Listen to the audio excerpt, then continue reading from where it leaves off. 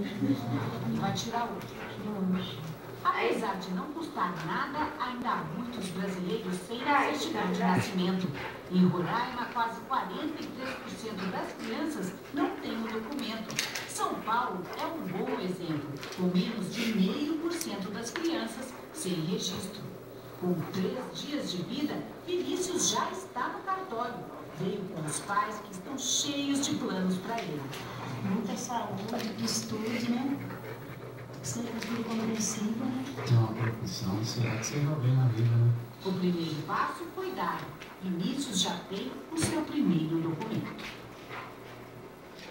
O Tribunal Regional Federal de São Paulo decidiu manter o juiz Fausto de Santos no processo da Operação Satyagraha, que investigou crimes financeiros e tentativas de corrupção. Foram 2 votos contra 1. O afastamento do juiz tinha sido encaminhado pelos advogados de um dos principais alvos da operação, o banqueiro Daniel Dantas. Por 2 vezes, Dantas foi preso por